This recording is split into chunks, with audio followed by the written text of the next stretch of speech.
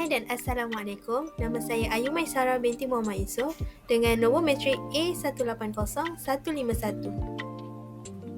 Latar belakang dan kajian lepas.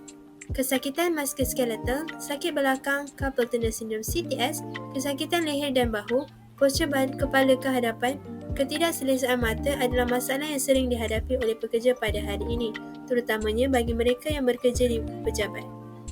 Isu ini terus menjadi cabaran kepada kaki tangan, majikan serta pakar ergonomis menurut Lindbergh dan rakan-rakan pada tahun 2015.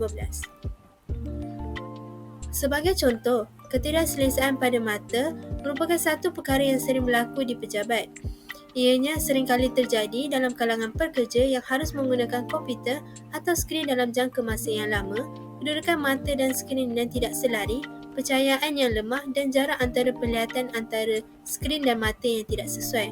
Oleh itu, menurut Canadian Centre of Occupational and Safety 2018, kerja di pejabat memerlukan pencahayaan baik bagi keselesaan dan produktiviti serta kualiti kerja yang maksimum.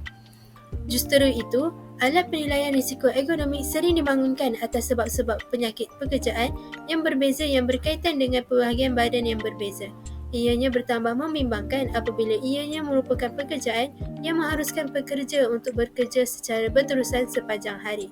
Jelaslah bahawa dengan persekitaran dan penggunaan alat yang tidak ergonomik, ianya akan memberikan kesan kepada penggunanya. Kesannya akan bertambah teruk sekiranya penggunaan atau pendedahan kepada persekitaran yang tidak ergonomik adalah dalam satu jangka masa yang lama dengan kadar yang berterusan.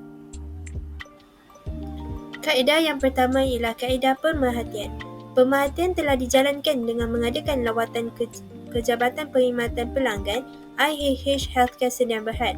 Lawatan telah diadakan bagi membuat pemerhatian mengenai alat-alat yang digunakan, suasana persekitaran dan lain-lain. Setelah membuat pemerhatian, temubual bersama seorang daripada pekerjanya di bahagian tersebut telah diadakan.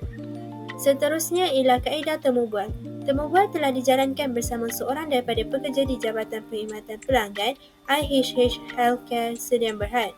Beliau telah menceritakan masalah yang dihadapi oleh beliau serta rakan-rakannya apabila harus melakukan pekerjaan dalam persekitaran yang tidak ergonomik. Hasil temubual akan disertakan dalam bab seterusnya iaitu hasil kajian dan perbincangan. Hasil dan perbincangan. Pertama ialah kerusi yang kurang ergonomik. Walaupun kerusi yang digunakan mempunyai bahagian yang memberi sokongan kepada tulang belakang, namun kerusi tersebut tidak memberikan sokongan kepada leher dan tengkuk pekerja. Hal ini akan menimbulkan ketidakselesaan kepada pekerja, seterusnya memberi kesan kepada ketidakselesaan tersebut. Kedua ialah meja yang tidak ergonomik. Walaupun kerusi yang disediakan boleh dilaras, namun adalah lebih baik sekiranya meja yang diperuntukkan kepada pekerja juga boleh dilaras. Yang ketiga ialah persekitaran atau pencahayaan yang tidak ergonomik. Lampu yang digunakan tidak dapat memfokus secara terus di komputer yang digunakan oleh pekerja di mana pekerja hanya mendapatkan pencahayaan daripada lampu di siling sahaja. Pekerja tidak dibekalkan dengan lampu meja bagi kegunaan pekerja apabila melakukan kerja di tempat meja masing-masing. Kesedaran pekerja.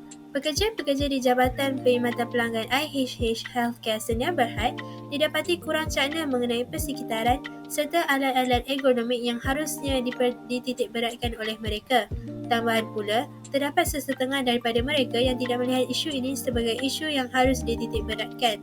Oleh hal yang demikian, tidak ada di antara mereka yang mengambil inisiatif untuk mengetengahkan isu ini kepada pihak yang lebih bertanggungjawab. Cadangan dan penambahbaikan.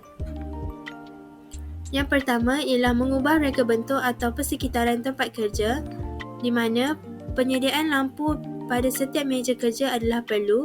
Hal ini bukan sahaja dapat memberikan pencahayaan yang baik kepada pekerja semasa mereka melakukan kerja, malah ianya dapat menyesuaikan kadar pencahayaan yang mereka perlukan semasa mereka melakukan kerja. Yang kedua ialah mengubah alat yang digunakan di tempat kerja. Pertama, pihak majikan hendaklah menyediakan alat sokongan di leher secara berasingan. Hal ini bermaksud pekerja boleh memilih sama ada untuk menggunakannya ataupun tidak.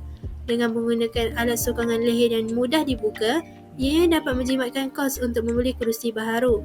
Selain itu, Amatlah digalakkan oleh majikan untuk menukar meja pekerja kepada meja yang boleh dilaras bagi memudahkan pekerja untuk membuat kerja selaras dengan mata mereka semasa mereka melihat komputer riba.